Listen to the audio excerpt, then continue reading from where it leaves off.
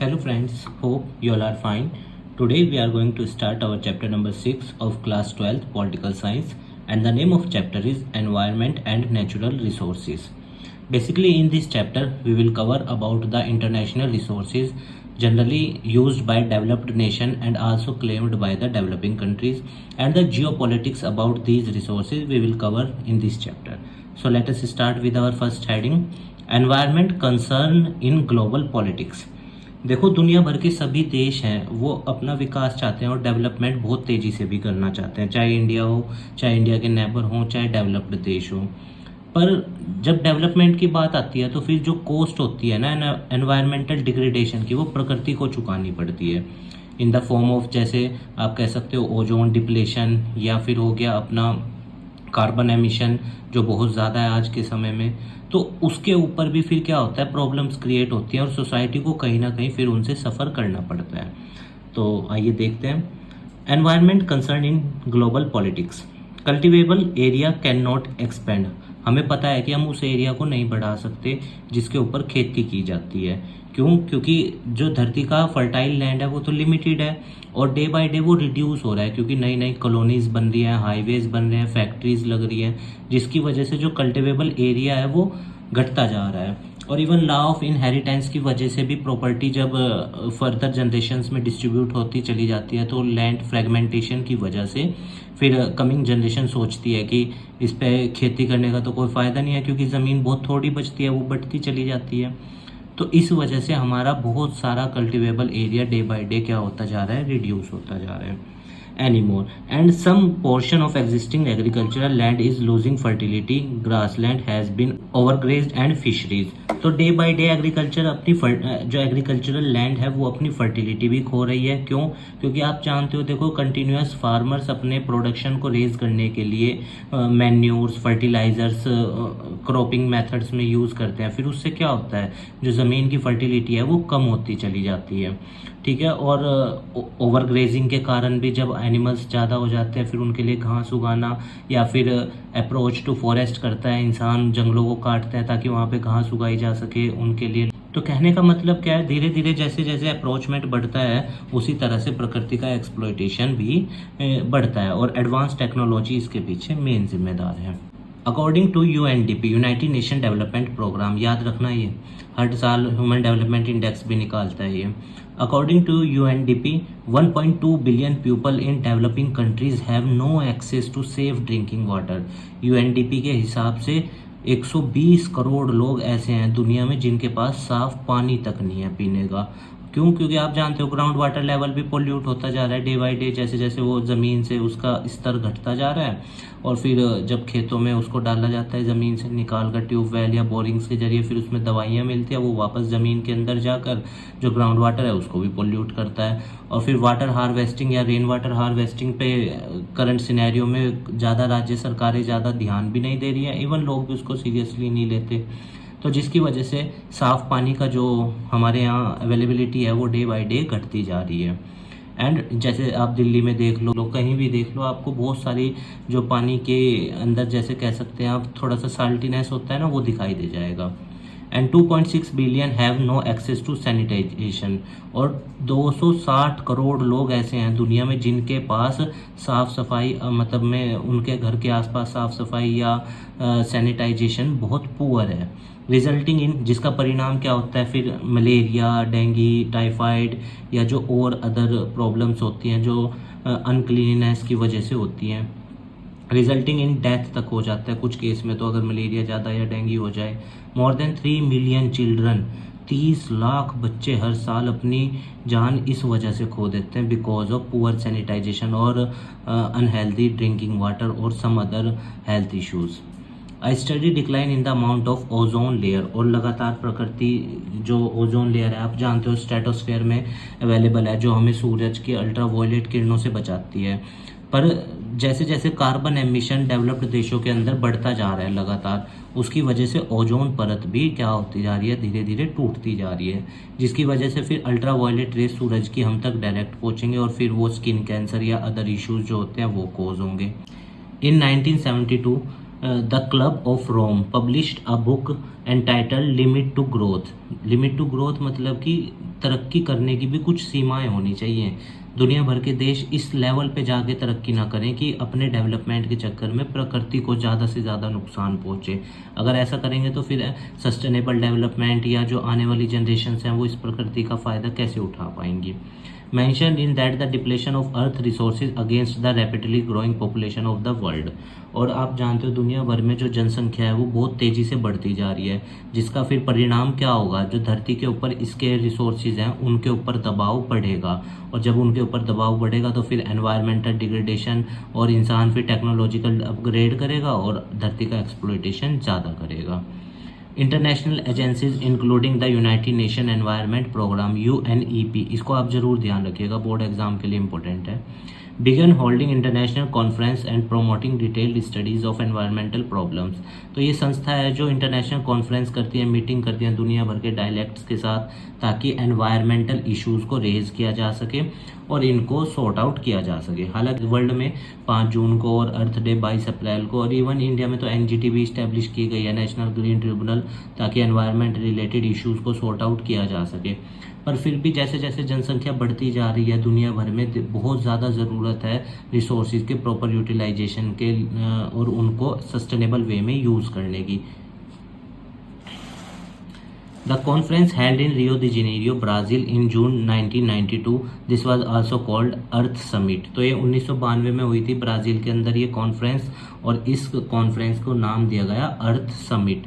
इसके अंदर मेनली ये था कि 2013 तक कार्बन एमिशन जीरो कर देंगे, पर आप जानते हो जैसे जैसे डेवलपमेंट बढ़ रहा है कार्बन एमिशन जीरो तो हो ही नहीं सकता, क्योंकि आज के दौर में हर व्यक्ति AC, रेफ्रिजरेटर ये सब चीज़ें यूज़ कर रहा है, तो फिर कार्बन एमिशन जीरो थोड़ी होगा, वो तो लगातार बढ़ता ही जाएगा जैसे जैसे लोगों की डिमांड बढ़ेगी। The summit was attended by 170 states, thousands of NGOs and many multinational corporations. तो 170 से ज़्यादा देशों ने, हज़ारों NGOs ने और मल्टीनेशनल कंपनीज ने भी इस समिट को अटेंड किया। एनवायरमेंटल इश्यूज़ पे इस कॉन्फ्रेंस के अंदर बात उठाई गई। पर देखो वही बात है, फिर डेवलप्ड जो देश होते हैं या जो इंटरनेशनल ऑर्गेनाइजेशन होती हैं वो डेवलपिंग देश के ऊपर तो प्रेशर बनाती हैं कि अपने यहाँ कार्बन एमिशन कम करो। जैसे मैं आपको एग्जांपल बताऊँ, USA का per capita carbon emission 23 ton से ज़्यादा है, पर हमारे यहाँ per capita carbon emission 2.4 ton के आसपास है, पर वो लोग हमें कहते हैं कि कम करो। तो कहने का मतलब क्या है कि उन लोगों को ज़रूरत है कि अपने डेवलपमेंट की स्पीड को थोड़ा स्लो डाउन करें ताकि धरती को प्रोटेक्ट किया जा सके। एनवायरमेंटल इश्यूज इस कॉन्फ्रेंस में डिस्कस हुए। Global north was pursuing a different environmental agenda than the global south. Global north means Europe और रशिया ये सब, और ग्लोबल साउथ मीन्स आप जान सकते हो एशिया का साउथ हो गया या फिर ये देश जो हैं।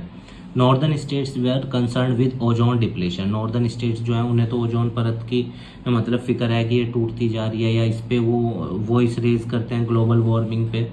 ग्लोबल वार्मिंग क्या होता है, जब धरती का जो एवरेज टेम्परेचर होता है ना वो बढ़ने लगता है, फिर उससे क्या होता है जो ग्लेशियर्स हैं या जो साफ पानी के ग्लेशियर्स हैं वो पिघलने लगते हैं, फिर वो खारे पानी में मिल जाते हैं, जिससे स्कार्सिटी ऑफ वाटर क्या होती है, बढ़ती है। पर साउदर्न स्टेट्स जो होते हैं वो अपने इकोनॉमिक डेवलपमेंट पे फोकस कर रहे हैं कि हमें हमारे देश की तरक्की ज़्यादा करनी है, और उन्हें इस बात से कोई जनरली ज़्यादा फर्क नहीं पड़ता कि एनवायरनमेंट को कितना नुकसान पहुंच रहा है या नहीं पहुंच रहा है। The Rio summit produced conventions dealing with climate change, biodiversity, forestry. तो जो ये रियो में 1992 में मीटिंग हुई थी, इसके अंदर ये तय हुआ कि भाई क्लाइमेट चेंज पे दुनिया भर के देश अपने यहाँ जो कार्बन एमिशन का प्रोडक्शन है या उसको कम करेंगे, बायोडाइवर्सिटी उसको कंट्रोल कर, उसको ज़्यादा नुकसान नहीं पहुंचाएंगे, और फॉरेस्ट्री जंगलों को भी ज़्यादा बड़े स्केल पे काटा नहीं जाएगा। अगर मैं आपको एक डाटा बताऊं, दुनिया भर में 1 लाख पेड़ तो सिर्फ इस टॉयलेट पेपर की नीड के लिए काटे जाते हैं, बताओ। तो इस मीटिंग में, इस कॉन्फ्रेंस में एजेंडा 21 डिसाइड हुआ कि दुनिया भर के देश जो है वो डेवलपमेंट अपना एजेंडा 21 के बेस पे करेंगे और प्रकृति को कोई नुकसान नहीं पहुंचाएंगे। पर एक बात ध्यान रखना, रॉ मटेरियल तो प्रकृति से ही आता है, बिना उसको एक्सप्लॉइट किए डेवलपमेंट हो ही नहीं सकता, और दुनिया भर के सभी देश अपने आप को डेवलपमेंट की राह पे बहुत तेज़ी से ले जाना चाहते हैं, चाहे फिर वो डेवलपिंग देश इंडिया हो या और कोई देश हो। Critic of agenda 21 says less focus on environment and here more on development. तो जो एजेंडा 21 के क्रिटिक्स हैं वो ये कहते हैं कि भाई इस कॉन्फ्रेंस में एनवायरनमेंट की बात कम की गई और डेवलपमेंट की ज़्यादा। और ये बात काफ़ी हद तक ठीक भी थी, क्योंकि कार्बन एमिशन को कम करने की बात बोली गई, डायरेक्ट उस पर रिस्ट्रिक्शंस नहीं लगाए गए। तो वो कहीं ना कहीं फिर कार्बन एमिशन दुनिया भर के देश कुछ मानते हैं कुछ नहीं मानते हैं। जैसे यूरोपियन यूनियन इसने ब्रिटेन ने ब्रेग्जिट कर दिया यूरोपियन यूनियन से, तो वो एनवायरनमेंट या उनका शेयर उसमें ज़्यादा था, एनवायरनमेंट को कंट्रोल नहीं कर पा रहे थे, वो सब चीज़ें। The protection of global Commons. Global commons means वो चीज़ें जो दुनिया भर के देश यूज़ करते हैं, ठीक है। Commons are those resources which are use by community, जो सबके द्वारा यूज़ किए जाते हैं, जैसे पार्क्स और रिवर। इसी तरह कुछ ग्लोबल कॉमन्स भी हैं, जैसे सी हो गया, एटमॉस्फेयर हो गया, ठीक है ना, ओशियंस फ्लोर हो गए या आउटर स्पेस, वो सब ग्लोबल कॉमन्स में आते हैं। द एरियाज और regions located outside the jurisdiction of any one state and region common governance by international community are global commons. तो वो इलाका या वो संसाधन जो एक सरकार के अधीन ना हो, एक देश के अधीन ना हो और उसके गवर्नेंस के कंट्रोल से बाहर हो, जिस पे इंटरनेशनल कम्युनिटी कंट्रोल करती हो, उसको बोला जाता है ग्लोबल कॉमन्स। जैसे example earth atmosphere, Antarctic, ocean floors and outer space, these are global commons. Means दुनिया भर के सभी देश इनका उपयोग करते हैं। Many agreement has been done among many countries to the protection of global commons. और दुनिया भर के देशों ने बहुत से एग्रीमेंट भी किए हैं इसको प्रोटेक्ट करने के लिए, ताकि हम जो इंटरनेशनल रिसोर्सेज हैं उनको प्रोटेक्ट कर सकें और लंबे समय तक वो यूज़ हो सके। पर फिर वही बात आती है कि जो डेवलप्ड देश होता है, कभी भी वो डेवलपिंग देश की बातों को ज़्यादा सीरियसली नहीं लेता, क्योंकि उसको पता है कि डेवलपिंग देश उसको नुकसान नहीं पहुँचा पाएगा। सम ट्रीटीज़, जैसे कुछ ट्रीटीज़ हैं, जैसे 1959 की एंटार्क्टिक ट्रीटी या द मॉनिट्रियल प्रोटोकॉल। ये द मॉनिट्रियल प्रोटोकॉल बहुत पूछता है एग्जाम में। The 1991 Antarctic environmental protocol. तो ये सब संधि बनाई गई ताकि प्रकृति या जो ग्लोबल संसाधन है उनको बचाया जा सके फ्यूचर जनरेशन्स के लिए भी, और डेवलपमेंट जो है वो हार्मोनाइज्ड वे में हो, डेवलपिंग देशों का भी हो और साथ साथ में डेवलप्ड देश का भी। पर ये नहीं कि एक्सप्लॉयटेशन प्रकृति का इतना ज़्यादा हो कि फिर प्रॉब्लम्स बढ़ जाए, उस बेस पे नहीं। These are exploited and polluted due to following reasons. और देखो क्यों ग्लोबल कॉमन्स को नुकसान पहुंच रहा है जो इंटरनेशनल रिसोर्सेज हैं। North south inequalities and there activities and competition. North south में आप जानते हो नॉर्थर्न स्टेट्स जो दुनिया में है और जो साउदर्न स्टेट्स हैं उनमें बहुत फ़र्क है, ठीक है ना। एक की आइडियोलॉजी एनवायरनमेंट की प्रोटेक्शन है, दूसरे की आइडियोलॉजी इकोनॉमिक डेवलपमेंट है। तो कंपटीशन है, प्रॉपर मैनेजमेंट एरिया नहीं है, और जो इंटरनेशनल रिसोर्सेज हैं उनका भी उन पे भी होल्ड अनइक्वल है। कुछ देशों का होल्ड उन पे ज़्यादा है और कुछ देशों का कम है। चाहे सुइज कैनाल को ही देख लीजिए जो 1869 में बनी थी, इजिप्ट कहता है कि उस पर क्लेम करता है वो उसकी है, और फ्रांस भी, ये सब देश जो उस तरफ हैं यूरोप में वो उस पर अपना अपना क्लेम दर्शाते हैं। Technological and industrial development have also affected the earth's atmosphere and ocean floor.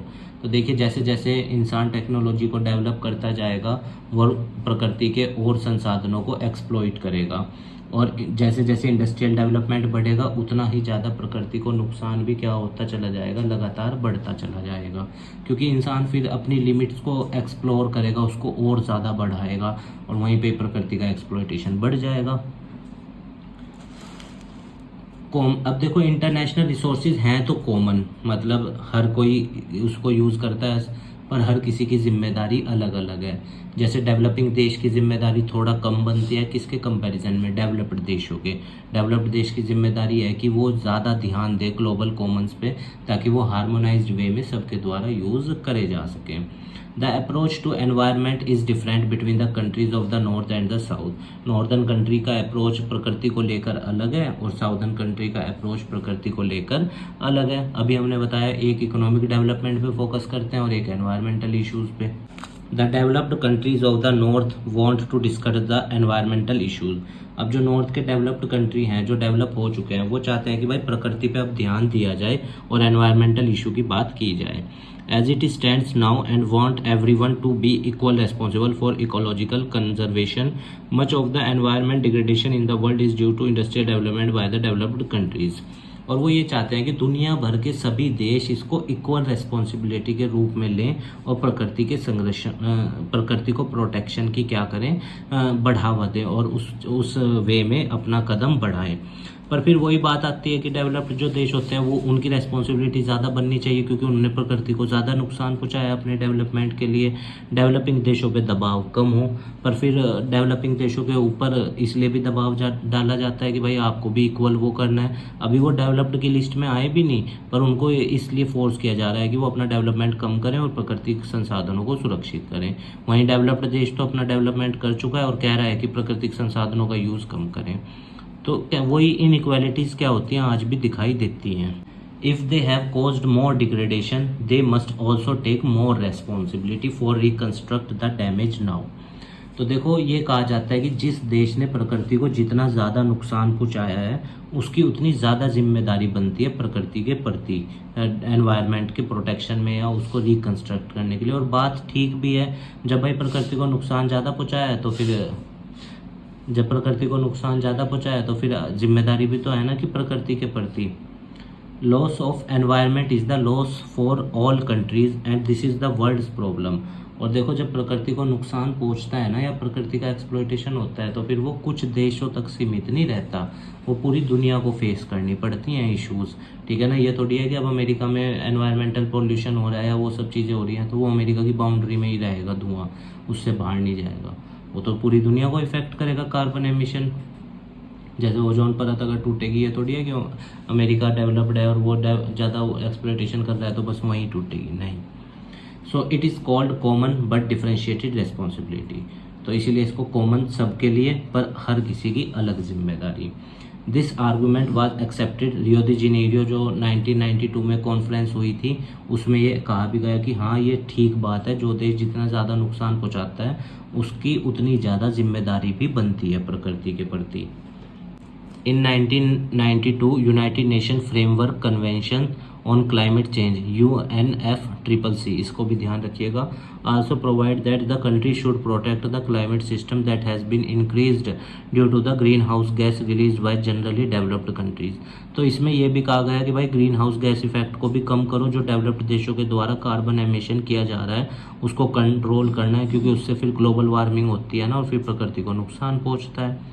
अच्छा, इसमें और क्या कर सकते हैं, डिफॉरेस्टेशन को कम करके या फिर अपनी उन नीड्स को कम करके जो हम पूरी तरीके से प्रकृति से लेते हैं। जैसे मान लो वुड की चीज़ें हो गई या फिर और जो नेचुरल गोल्ड हो गया, वो भी तो कितना ज़्यादा सोयल इरोजन करके आता है। तो उस तरह की नीड्स को अगर हम कम कर दें तो शायद हम प्रकृति को ज़्यादा लंबे समय तक सस्टेन वे में यूज़ कर सकते हैं। In 1997 in Kyoto in Japan an international agreement known as Kyoto Protocol, ये भी इम्पोर्टेंट है बहुत एग्जाम के पर्सपेक्टिव से, इसको ध्यान रखिएगा। तो set target for industrialised countries, mainly developed देशों के लिए टारगेट सेट किए गए कि वो अपना ग्रीन हाउस गैस एमिशन कम करेंगे और दुनिया भर में डेवलपमेंट को एक हार्मोनाइज्ड वे में प्रमोट करेंगे। द डेवलपिंग कंट्रीज आर, और डेवलपिंग कंट्रीज़ को क्योटो प्रोटोकॉल से एग्जम्प्ट किया गया, उनको बाहर रखा गया। और बात भी ठीक है, क्योंकि डेवलपिंग देशों का तो अभी विकास शुरू भी नहीं हुआ और उनके ऊपर पहले ही अगर रिस्ट्रिक्शंस लग गई तो फिर वो कैसे अपने ग्रोथ को सुनिश्चित करेंगे। सर्टेन गैसेज जैसे carbon dioxide, methane, hydrofluorocarbon ETC are responsible for global warming, इनकी या फिर क्लोरोफ्लोरोकार्बन भी आ जाता है इसमें। ठीक है, CFC जो रेफ्रिजरेटर या AC से निकलती है। तो ज़रूरत क्या है कि इंसान को अपनी जो नीड्स हैं, जैसे फॉर एग्जांपल हम अपने स्तर पे क्या कर सकते हैं, पेड़ पौधे लगा सकते हैं, छत पर पौधे लगा सकते हैं गमलों में, और AC का जो यूज़ है वो घर में कम करेंगे तो उससे क्या होगा, कार्बन एमिशन भी कम होगा। India stands on environmental issue, Bharat का क्या स्टैंड है प्रकृति को लेकर, आइए पढ़ते हैं। इंडिया ने क्योटो प्रोटोकॉल को साइन किया अगस्त 2022 में। Both India, China along with other developing countries ने कहा कि ठीक है, हमारे यहाँ पॉपुलेशन ज़्यादा है जिसकी वजह से ग्रीन हाउस गैस एमिशन होता है, हम इसको अपने यहाँ कम करेंगे ताकि प्रकृति के डेवलपमेंट में हमारा भी कंट्रीब्यूशन हो। The Indian government is also keen to launch a national mission on biodiesel, which makes India to have one of the largest renewable energy programs in the world. और इस तरह के प्रोग्राम्स को भी रहेंगे जिससे क्या हो सकता है, हमारे यहाँ पे रिन्यूएबल एनर्जी प्रोग्राम, जैसे आप देखते हो सोलर पैनल्स यूज़ किए जा रहे हैं या फिर अपना इलेक्ट्रॉनिक व्हीकल्स यूज़ किए जा रहे हैं आज के दौर में। तो उससे क्या होगा, जो पेट्रोल से या व्हीकल से जो धुआं निकलता है, फिर वो जो प्रकृति को नुकसान पहुंचाता है वो मिनिमाइज होगा, कम होगा। The Indian government is also, या फिर पब्लिक ट्रांसपोर्टेशन यूज़ करके भी हम इसको कम कर सकते हैं, ठीक है। The Indian government is also participation in global efforts through a number of programme. Bharat सरकार ने इसमें पार्टिसिपेशन भी किया है, जैसे national auto fuel policy, electricity act 2003, energy conservation act 2001। इस तरह के कानून बनाए ताकि हम प्रकृति का एक्सप्लॉयटेशन मिनिमम कर सकें। और भारत में अगर आप देखोगे, शुरू से ही प्रकृति की हमारे यहाँ पे पूजा तक की जाती है, हिंदू रिलीजन में अगर हम बात करें तो ये एक अच्छी चीज़ है, जिससे क्या होता है, प्रकृति को प्रोटेक्शन होता है और वो कंटिन्यूस क्या होती है, बढ़ती है फिर। पर फिर वही बात है, जैसे जैसे इंडिया की पॉपुलेशन बढ़ती जा रही है, नए नए हाईवेज, फैक्ट्रीज, कॉलोनीज बन रही है, उसकी वजह से लैंड डिग्रेड हो रही है, कम होती जा रही है। एनवायरमेंटल मूवमेंट, वन और many. Let us see. Environmental movements are the movements of a group. तो जो प्राकृतिक आंदोलन होते हैं वो एक पूरे ग्रुप के द्वारा चलाए जाते हैं, जैसे चिपको आंदोलन हमारे यहाँ इंडिया में था। विच आर या Swachh Bharat Abhiyan, which are environmentally conscious to challenge environmental degradation to work at both the national and international level and also local level. तो कहने का मतलब क्या है, इस तरह के मूवमेंट चलाए जाने चाहिए ताकि लोकल लेवल पे या इंटरनेशनल या नेशनल लेवल पे हम प्राकृतिक जो एनवायरमेंटल चीज़ें हैं या जो एनवायरमेंटल फॉरेस्ट्स हैं या जो और भी प्राकृतिक चीज संसाधन हैं उनको प्रोटेक्ट कर सकें और उनका जो एक्सप्लॉयटेशन है वो मिनिमाइज कर सकें। बहुत ज़्यादा ज़रूरत है प्रेजेंट सिनेरियो में। जैसे गवर्नमेंट के द्वारा स्वच्छ भारत अभियान एक बहुत अच्छा इनिशिएटिव था, जिसके ज़रिए प्रकृति को प्रोटेक्ट किया जा सकता था और आसपास की जो सैनिटाइजेशन वाली चीज़ें हैं, साफ़ सफाई मेंटेन करके हम वो अपने आप को भी उससे सुरक्षित रख सकते हैं, हेल्थ इश्यूज़ कम होंगे और साथ साथ में प्रकृति को भी नुकसान कम होगा। This movement raise new ideas and long term vision. अब देखो, इस तरह के आंदोलन से इस लंबे समय में बहुत प्रभाव पड़ता है। Terms of vision, what should not do in our individual and collective lifes. और हमेशा हमें अपने अकेले के बारे में नहीं सोचना चाहिए, सबके डेवलपमेंट के बारे में सोचेंगे तभी प्रकृति मतलब प्रोटेक्ट करी जा सकती है और तभी डेवलपमेंट भी हार्मोनाइज्ड या सस्टेनेबल वे में किया जा सकता है। दीज एनवायरमेंटल मूवमेंट में भी डाइवर्स इन नेचर, अलग अलग जगहों पर अलग अलग हो सकते हैं ये आंदोलन। जैसे the forest movement of south Mexico, Chile, Brazil, Indonesia, Malaysia and India. India में जैसे चिपको आंदोलन है या वन महोत्सव, ये चीज़ें करी जाती हैं ताकि प्रकृति को प्रमोट किया जा सके। हालांकि इंडिया में अगर देखा जाए तो जो ट्राइबल्स लोग होते हैं वो प्रकृति को पूजते हैं और उनको एज अ मदर मानते हैं, तो जिसकी वजह से वो प्रकृति को ज़्यादा प्रोटेक्ट करते हैं in comparison to civilized people या फिर वेल एजुकेटेड पीपल अगर देखा जाए। Categories of environmental movement, forest movement जंगलों से रिलेटेड होती है, जंगलों को प्रोटेक्ट करने से related. Movement against mining corporation, जो अवैध माइनिंग होती है या इलीगल माइनिंग होती है नेचुरल रिसोर्सेज की, उसके लिए चलाई जाती है। मिनरल इंडस्ट्री के लिए, वाटर पोल्यूशन को रोकने के लिए। एंटी डैम मूवमेंट, जैसे नदियों के ऊपर डैम बना दिए जाते हैं तो बहुत सारे बड़े एरिया में जो वाटर का चैनल है फ्लो होने का वो डिस्टर्ब हो जाता है और आसपास का इलाका भी इनफर्टाइल हो जाता है, लोगों को बहुत जगह से छोड़ के भी जाना पड़ता है। तो कई कुछ इस तरह के आंदोलन पे क्या होता है, लोग पार्टिसिपेट करते हैं ताकि डेवलपमेंट, ठीक है डेवलपमेंट भी ज़रूरी है पर किस कोस्ट पे है वो भी तो देखना है ना। अब रिसोर्सेज के ऊपर भी जियोपॉलिटिक्स है। जैसे resources geopolitics is all about कि किसको कितने संसाधन मिलेंगे, जो इंटरनेशनल रिसोर्स है कौन कितना हक जमा पाएगा। जनरली ये देखा गया है जो डेवलप्ड देश होते हैं वो ज़्यादा हक जमाते हैं इंटरनेशनल रिसोर्सेज पे, क्योंकि डेवलपिंग देश के अंदर इतनी कैपेसिटी नहीं होती कि वो रिसोर्सेज को कंट्रोल कर सकें। Through out a cold war, industrialised countries adopted methods to ensure of steady flow of resources by deployment of military forces तक लगा देते हैं कि कंट्रोल अपना दिखाने के लिए मिलिट्री तक को वहाँ पे डिप्लॉय कर देते हैं कि ये हमारा एरिया है, हमारी टेरिटरी है, और एक्सप्लॉयटेशन करते हैं, ठीक है ना। एंड सी कम्युनिकेशन लेन्स बिछा रहे हैं सी के अंदर, समुद्र के अंदर। The stock pulling of strategic resources and efforts to prop up friendly government. तो मेनली दुनिया भर के जो डेवलप्ड देश हैं वो चाहते हैं कि उनके पास नेचुरल रिसोर्सेज का या जो इंटरनेशनल रिसोर्सेज हैं उनका होल्ड ज़्यादा रहे, ताकि वो अपना डेवलपमेंट और ज़्यादा कर सकें। वहीं डेवलपिंग देश भी रिसोर्सेज का होल्ड चाहते हैं, पर उन्हें इंटरनेशनल कम्युनिटी जनरली नहीं अलाउ करती। वही डेवलप्ड देश ताकतवर होते हैं, वही सारे बेनिफिट्स एंजॉय करते हैं। A particular concern was western control. जैसे देखा जाए दुनिया में ऑयल पे, पेट्रोल पे, पेट्रोलियम प्रोडक्ट्स पे अमेरिका का बहुत कंट्रोल है। गल्फ कंट्रीज़ में चाहे अरमाको कंपनी की बात कर लो, वो भी उसी की है। And strategic minerals in southern and central Asia में, अफ्रीका में, या जो इस इलाके में, या साउदर्न एशिया जैसे अपना कह सकते हैं आप, इंडोनेशिया, फिलीपींस या इन देशों में जो मिनरल रिसोर्सेज हैं इस पे भी वो कंट्रोल करते हैं। ऑयल की अगर हम बात करें, oil is the resource which generates immense wealth. अब जो पेट्रोलियम प्रोडक्ट्स हैं वो तो बहुत संपत्ति लाते हैं। जैसे कुवैत की बात करें, उसकी करेंसी इतनी हाई है, वैल्यू उसकी, hence it creates political struggle, बढ़ता है, लड़ाइयाँ भी हो जाती हैं कई बार तो, क्योंकि दुनिया भर के देश चाहते हैं कि उनका कंट्रोल रहे। जैसे अमेरिका ने अफगानिस्तान, कुवैत, इस सब में कंट्रोल किया, रशिया भी पहुंचा कंट्रोल करने के लिए। Involving industrialize countries to adopt various method to ensure steady flow of oil, ताकि क्योंकि हमें पता है ना, ऑयल दुनिया भर के हर देश को लगभग चाहिए। अब जिस देश का कंट्रोल होगा उसके पास वेल्थ आएगी, तो इसलिए अमेरिका ने अपना होल्ड शुरू से ही ऑयल प्रोडक्शन पे बहुत ज़्यादा बना रखा है। रशिया का भी है, पर अमेरिका का ज़्यादा है। They support multinational companies by making favourable international agreements. ठीक है, the global economy relied on oil as a portable and essential fuel, और दुनिया भर की सभी अर्थव्यवस्थाएं इस पर निर्भर है, क्योंकि बिना इसके तो कोई भी एक्टिविटी जनरली देश में हो ही नहीं पाएगी। Has the history of petroleum is the history of war.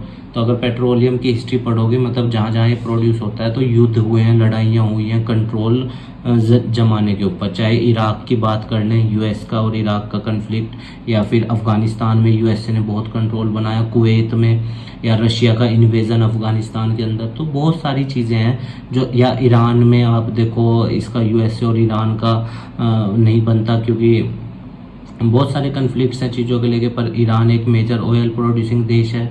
Water भी बहुत इंपॉर्टेंट क्रूशियल रिसोर्स है इंटरनेशनल, उसमें ग्लोबल पॉलिटिक्स में इसका बहुत कंट्रोल है। Is a crucial resource relevant to global politics, regional variation, और हर रीजन में अलग अलग इसका अस्तित्व है। स्कार्सिटी ऑफ फ्रेश वाटर, कहीं पे ज़्यादा है कहीं पे कम है, ठीक है ना, दुनिया में। तो disagreed over shared water resources as leading source of conflict in, और कई बार क्या होता है, दुनिया भर के देश आपस में एक दूसरे के साथ पानी शेयर करने पे भी विवाद हो जाता है कन्फ्लिक्ट में। जैसे इंडिया पाकिस्तान का आप जानते हो, या फिर राज्यों का हो जाता है कई बार, कावेरी जल विवाद है इंडिया के अंदर, ठीक है ना, क्योंकि हर राज्य चाहता है कि उसके पास फ्रेश वाटर सोर्स ज़्यादा अवेलेबल रहे और स्कार्सिटी ना हो। वाटर वॉर्स में क्रिएट वायलेंट कन्फ्लिक्ट, कई बार कन्फ्लिक्ट बहुत ज़्यादा हो जाते हैं दुनिया भर के देशों में आपस के में वाटर को लेकर। States have used force to seize fresh water resources, फिर मिलिट्री का या आर्मी का उसका भी यूज़ किया जाता है कंट्रोल करने के लिए। जैसे 1950 में इजराइल, सीरिया और जॉर्डन के बीच में वाटर को लेकर, वाटर रिसोर्स के ऊपर बहुत सारी लड़ाइयाँ हुई, युद्ध हुए। द मोर रिसेंट अगर हम बात करें, टर्की, सीरिया और इराक का है, ठीक है ना, यूफ्रेटस रिवर के ऊपर जो डैम बन रहा है उससे रिलेटेड है ये रिसेंटली। और आसपास आपको और भी दिखाई दे जाएंगे, ठीक है। जैसे हमारे इंडिया की बात करें अगर हम, तो कावेरी जल विवाद है, या दिल्ली, हरियाणा, पंजाब का ये यमुना नदी का पानी के ऊपर है। तो बहुत सारी चीज़ें दिख जाएंगी आपको आसपास वाटर रिसोर्सेज के ऊपर कन्फ्लिक्ट्स में, क्योंकि हर देश को वाटर रिसोर्सेज बहुत बड़ी संख्या में चाहिए। The indigenous peoples and their rights. The UN define indigenous population किसे बोले जाते हैं, जो ओरिजिनल एबिटेंट है, जो वहीं के रहने वाले हैं, उन लोगों को इंडिजीनियस पीपल बोला जाता है। मेनली ट्राइब्स को इंडिकेट किया जा रहा है इससे, जिनका वहाँ पे वहाँ के रिसोर्सेज पे हक होना चाहिए, ना कि बाहर के लोगों का होना चाहिए। The UN defines indigenous population as comprising the descendants of people who lived the present territory of a country from the long time, जो लंबे समय से उस इलाके में रह रहे हैं और उनका वहाँ पे अस्तित्व स्थापित है और उनका रहन सहन प्रकृति पे पूरी तरह से निर्भर है, उनको इंडिजीनियस पीपल बोला जाता है, original inhabitant. When person of a different culture arrive, जब दूसरे कल्चर के लोग वहाँ पे आते हैं दुनिया भर के अलग अलग देशों से, जैसे अमेरिका में एंटर किए थे, यूरोप से या अफ्रीका में, ठीक है, from other parts of the world and annexed they, और उनकी ज़मीनों पे कब्जा कर लेते हैं और उनके नेचुरल रिसोर्सेज पे कब्जा कर लेते हैं। तो जो इंडिजीनियस पीपल होते हैं, ओरिजिनल हैबिटेंट होते हैं वहाँ के, फिर उनके लिए चैलेंज बढ़ जाते हैं, उनको समस्याएं होती हैं। ये 12th क्लास की हिस्ट्री में भी पढ़ा होगा आपने, जब अमेरिका में ट्राइब्स ने उनका वेलकम किया था यूरोपियंस का, फिर धीरे धीरे उन्होंने वहाँ पे उनकी लैंड्स पे ही कब्जा कर लिया। The indigenous people lives in different part of the world, दुनिया भर में हर जगह है, इंडिया में भी है, और उनकी लाइफ स्टाइल हर अलग अलग है, हर जगह पे हर ट्राइब्स की लाइफ स्टाइल अलग होती है। Loss of the land of the indigenous people, और कहीं जब उनके हाथों से उनकी ज़मीनें चली जाती हैं, उनकी प्रकृति चली जाती है, तो उन पर बहुत प्रभाव पड़ता है, क्योंकि वो पूरी तरीके से प्रकृति के ऊपर निर्भर होते हैं अपने जीवन को चलाने के लिए। In India 8% are indigenous people, scheduled tribes consider किया जाता है, जिनको हमारे यहाँ पे most indigenous population in India depends on agriculture, प्रकृति पे ही निर्भर होते हैं अधिकतर इंडिजीनियस पीपल। हालांकि अब तो सेकेंडरी और टर्शरी सेक्टर की तरफ भी जा रहे हैं, पर मेनली किस पे निर्भर होते हैं, प्रकृति के ऊपर। They got loss when Britisher come and cut the trees. अब देखो, ट्राइब्स के लोगों की या जो इंडिजीनियस लोग हैं उनकी सब कुछ प्रकृति होती है। जब पेड़ पौधे काट दिए जाएंगे, उनकी प्रकृति नष्ट कर दी जाएगी, तो फिर वो लोग कहाँ जाएंगे, उनका तो डेवलपमेंट अधूरा रह जाएगा ना। They have not got much benefit of development. और अगर देखा जाए, जो डेवलप्ड देश होते हैं, जो आउटसाइडर्स हैं, जो वहाँ पे जाके दखल दे रहे हैं उनके एरिया में, वो लोग डेवलपमेंट करते हैं, पर कभी भी इंडिजीनियस लोगों तक डेवलपमेंट का फ़ायदा पहुँचता ही नहीं है। वो सारा जो डेवलपमेंट होता है वो उन्हीं लोगों को बेनिफिट पहुँचाता है जो आउटसाइडर्स होते हैं। The world council of indigenous people was framed 1975 में बनाई गई, जो पहली एनजीओ थी, indigenous NGO to receive consultative status in the UN, जिसको यूएन के अंदर इंडिजीनियस पीपल के लिए आवाज़ उठाने के ऊपर कंसल्टेटिव स्टेटस भी प्राप्त है। तो उम्मीद है गाइज आपको ये चैप्टर समझ में आया होगा। हमारे काम को सपोर्ट करने के लिए वीडियो को लाइक कीजिएगा, अपने दोस्तों के साथ शेयर कीजिएगा, और हमारे चैनल को भी सब्सक्राइब कर दीजिएगा। और अगर आपकी इस चैप्टर से रिलेटेड कोई क्वेरी है तो आप हमें कमेंट बॉक्स में बताना, हम उसका आंसर देने की पूर्ण रूप से कोशिश करेंगे। और देखिए स्टूडेंट, अगर आपके किसी पॉइंट से कोई भावना हर्ट हुई है तो हम उसके लिए आपसे क्षमा मांगते हैं, क्योंकि हमारी कोई इंटेंशन नहीं है आपकी किसी भावना को हर्ट करने की। चीज़ें लिखी हुई हैं, मैं भी एक लर्नर हूँ आपकी तरह ही, और मैंने भी एक्सप्लेन करने की कोशिश की है, तो आप भी चीज़ों को एज अ लर्नर ही इनटेक कीजिएगा। आप स्वस्थ रहिए, खूब लाइफ में आगे बढ़िए, यही हमारी मनोकामना है। इस देश को अच्छा बनाइए, समाज को अच्छा बनाइए, और इस समाज में अपना अस्तित्व स्थापित कीजिए। धन्यवाद स्टूडेंट्स।